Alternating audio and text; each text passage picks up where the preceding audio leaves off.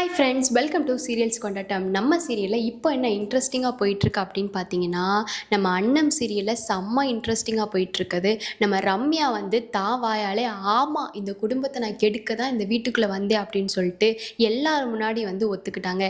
இதுக்கப்புறம் இந்த வீடியோவில் என்ன ஒரு ட்விஸ்ட் இருக்க போகுது அப்படின்னு தெரிஞ்சுக்கணுன்னா இந்த வீடியோவை ஃபுல்லாக பார்த்தா தான் இந்த வீடியோக்கான ட்விஸ்ட் என்ன அப்படிங்கிறது உங்களுக்கு தெரியும். அதுக்கு முன்னாடி நம்மளோட சேனலை நீங்கள் சப்ஸ்கிரைப் பண்ணாமல் பார்த்தீங்கன்னா சப்ஸ்கிரைப் பண்ணிக்கோங்க. கிட்ட இருக்கிற பெல் ஐக்கானை டச் பண்ணி ஆல்னு கொடுத்தீங்கன்னா நாங்கள் போடுற எக்கச்சக்கமான எல்லா வீடியோஸும் உங்களுக்கு வந்துடும். வாங்க இப்போ நம்ம வீடியோக்குள்ளே போகலாம். நம்ம அன்னம் சீரியலில் நம்ம நினச்ச மாதிரியே நம்ம ரம்யா வந்து தவளை தன்வாயாலே கெடும் அப்படின்னு சொல்கிற மாதிரி ரம்யா வந்து ஒரு வழியாக நான் தான் இந்த குடும்பத்தை கெடுக்கிறதுக்காக தான் வந்தேன், இந்த குடும்பத்தில் நான் என்ன வாழ்கிறதுக்காக வந்தீங்களா அப்படின்னு சொல்லிட்டு ரம்யாவோட சுய ரூபத்தை சுய உருவத்தை இந்த குடும்பத்தில் காமிச்சிட்டாங்க. ஆல்ரெடி நம்ம அண்ணனுக்கும் கார்த்திக்கும் ரம்யா பற்றி நல்லாவே தெரியும். ரம்யா எதுக்காக கல்யாணப்பட்டு இந்த வீட்டுக்குள்ளே வந்தாங்க அப்படின்னா, நம்ம கார்த்தியோட காதலி தான் நம்ம ரம்யா. அப்போது நம்ம கார்த்தி துரோகம் பண்ணிட்டான் அப்படின்னு சொல்லிட்டு தான் ரம்யா வந்து கார்த்தியவும் அண்ணத்தையும் பழி வாங்கணும், இந்த குடும்பம் நமக்கு சேர்ந்தே துரோகம் பண்ணிட்டு இந்த குடும்பம் நல்லாவே இருக்கக்கூடாதுன்னு சொல்லிட்டு தான் ரம்யா இந்த வீட்டுக்குள்ளே வந்திருப்பாங்க. இந்த பிளான் நம்ம சண்முகம், கார்த்தி, அண்ணம் இவங்க எல்லாருக்கும் தெரியும். அப்போ கண்மூடித்தனமாக யார் நம்பினா அப்படிங்கிற விஷயம் உங்களுக்கு தெரிஞ்சுச்சுன்னா அதை கமெண்ட்ஸ் மூலமாக ஷேர் பண்ணுங்கள். கண்டிப்பாக உங்களுக்கு தெரிஞ்சிருக்கும். கண்மூடித்தனமாக நம்பினது நம்ம சரவணனோட அம்மா மணியோட ஹஸ்பண்ட். இவங்க தான் கண்மூடித்தனமாக ரம்யாவை நம்பிட்டு இருந்திருப்பாங்க. ஆனால் இன்னைக்கு ரம்யாவோட உண்மையான முகத்தை இவங்க எல்லாரும் பார்த்துட்டாங்க. எப்படி பார்த்தாங்க, எப்படி பார்த்துருப்பாங்க அப்படின்னு உங்களுக்கு தோணுச்சுன்னா கமெண்ட்ஸ் மூலமாக ஷேர் பண்ணுங்கள்.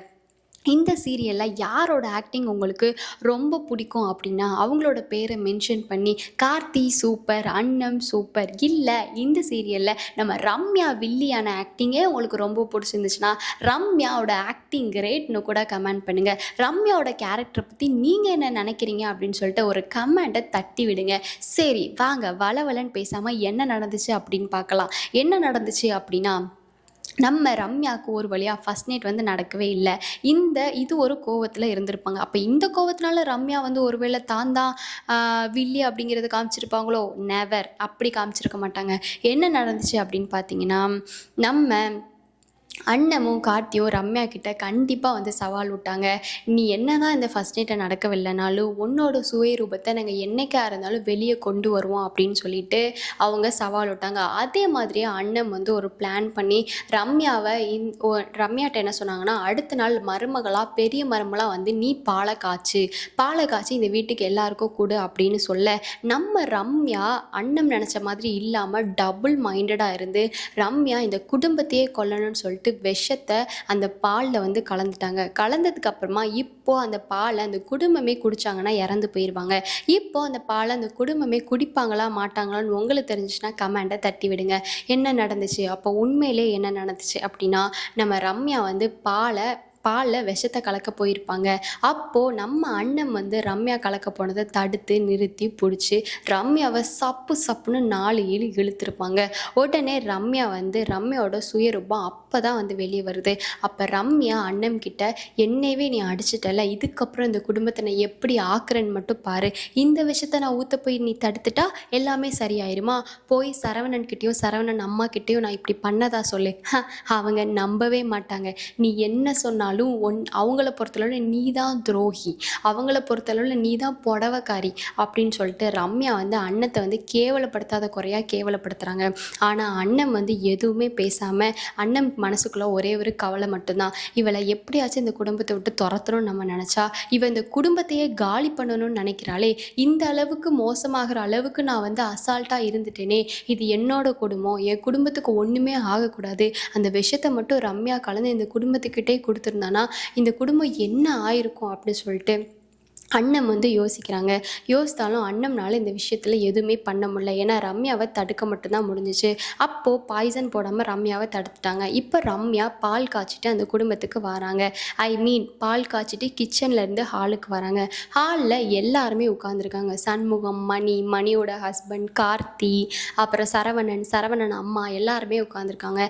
ஆக்சுவலி ரம்யா மேலே சரவணனுக்கு ஒரு கோபம் இருந்துகிட்டே தான் இருக்குது. ஏன்னா ஃபஸ்ட் நைட்டை ரம்யா நடத்த விடவே இல்லை. தான் இவ்வளோ நாள் ஆசைப்பட்ட வாழ்க்கையும் ஆசையும் ரம்யா நிறைவேற்றவே இல்லை. அப்போ ரம்யா எதுக்காக நம்மளை கல்யாணம் பண்ணணும்? ஒரு பொண்டாட்டிங்கிற ஒரு ரோலை ப்ளே பண்ணலைன்னா எதுக்காக ரம்யா நம்மளை கல்யாணம் பண்ணணும்? அப்படிங்கிற பல கேள்வியும் சந்தேகங்களும் நம்ம சரவணனுக்குள்ளே இருந்தாலும் சரவணனோட அம்மா கிட்ட கூட நைட்டு நடந்த விஷயங்கள் எதையுமே வந்து ஷேர் பண்ணவே இல்லை.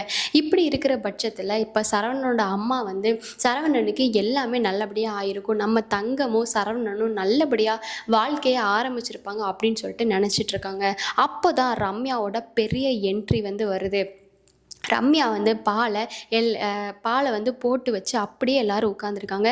நடுவில் ஒரு டேபிள் இருக்குது. அந்த டேபிள் மேலே பாலோட சட்டி அப்படியே டம்முன்னு வைக்கிறாங்க.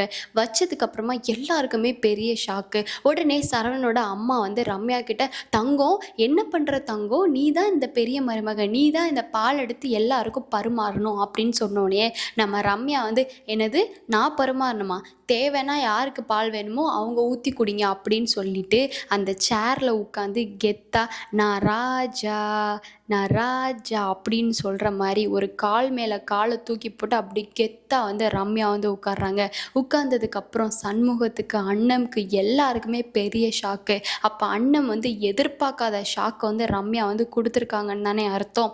அப்போ அண்ணன் வந்து மனசுக்குள்ளே யோசிக்கிறாங்க, இவளை நம்ம ஒரு வழியில் கவுக்கலான்னு நினச்சி இது பண்ணலான்னு நினச்சா இவ எந்த மாதிரி யோசிக்கிறான்னு நம்மளால் கண்டுபிடிக்க முடியலையே.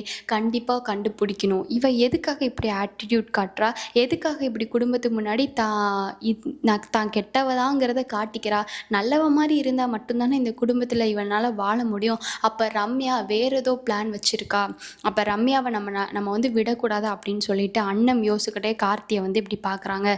கார்த்தியும் அண்ணத்தை பார்த்துட்டு உடனே இப்படி தலையாட்டுறாங்க. ஏன்னா கார்த்திக்கும் அண்ணன் யோசிக்கிற மாதிரி தான் கார்த்தியும் யோசிக்கிறாங்க. யோசித்து கார்த்தியும் அண்ணமும் 2 பேரும் சேர்ந்து தலையாட்டிட்டு என்ன நடக்க போகுதுன்னு தெரியலே அப்படின்னு விசித்திரமாக பார்த்துட்ருக்காங்க. அப்போ தான் ரம்யா கால் மேலே காலை தூக்கி போட்டு உட்காந்துட்டு, யாருக்கு இந்த பாலை வேணுமோ எடுத்து குடிங்க, என்னால் யாருக்கும் ஊற்றி தர முடியாதுன்னு சொல்ல நம்ம சரவணனுக்கு கோவம் மண்டைக்கேறிடுச்சு. ஏன்னா ஆல்ரெடி நம்ம சரவணன் ரம்யா மேலே கோவத்தில் தான் இருந்தாங்க. இப்போ சும்மா விட்டுருப்பாங்களா? உடனே சரவணன் வந்து கிளம்பிட்டாங்க. கோவத்தில் கிளம்பி, ஹே ரம்யா, யார் முன்னாடி எப்படி உட்காரணும்னு உனக்கு தெரியாது? நீ என்ன தான் கமிஷனராக இருந்தாலும் மேடம், இந்த திமிரெலாம் இங்கே ஆகாது. நீங்கள் என்ன தான் கமிஷனராக இருந்தாலும் சரி, என் பொண்டாட்டினால தான் நீங்கள் நைட்டு வெளியே போக சொன்னதுக்கு நான் வீட்டை விட்டு வெளியே போனேன். மித்தபடி நான் நினச்சிருந்தா உங்கள் சம்மந்தம் இல்லாமலே உங்களை நான் தொட்டிருப்பேன். ஏன்னா நான் கட்டின தாலி உங்கள் கழுத்தில் கிடக்கு. இப்போ உங்களுக்கு எவ்வளோ ஒரு தைரியம் இருந்தால் நீங்கள் இந்த வீட்டிலேயே உட்காந்து அராஜகம் பண்ணுவீங்க? மேடம், நான் சம்மதிச்சாதான் நீங்கள் இந்த வீட்டில் இருக்க முடியும். இந்த வீட்டில் நீங்கள் எதுக்காக வேணால் வந்திருக்கலாம், ஆனால் என் கூட வாழணுங்கிறது உங்களுக்கு விதி. வாழ பிடிக்கலன்னா இந்த வீட்டில் யாருக்கும் அனுமதி கிடையாது. இது சரவணனோட குடும்பம்னா இங்கே வாழலை அப்படின்னா வீட்டை விட்டு வெளியே போய்கிட்டே இருக்கலாம். எதனால் இப்படி கால் மேலே கால் போட்டு உட்கார்ற அளவுக்கு நாங்கள்லாம் அவங்களுக்கு என்ன பண்ணோம்? எவ்வளோ திமிர் இருந்தால் எங்கள் குடும்பத்தில் மேலே நீங்கள் இப்படி பண்ணியிருப்பீங்க அப்படின்னு சொல்லவும் சரவணனோட அம்மாவுக்கும் பெரிய ஷாக்கு. இதுக்கப்புறம் என்ன நடந்துச்சு, எதனால் நம்ம ரம்யா வந்து இப்படி பிஹேவ் பண்ணாங்க அப்படிங்கிறது உங்களுக்கு தெரிஞ்சிச்சு அப்படின்னா கமெண்ட்ஸ் மூலமாக ஷேர் பண்ணுங்கள். இந்த வீடியோ உங்களுக்கு பிடிச்சிருந்துச்சு அப்படின்னா கண்டிப்பாக லைக் பண்ணுங்கள். இந்த நெக்ஸ்ட் வீடியோவில் பார்க்கலாம். டடா.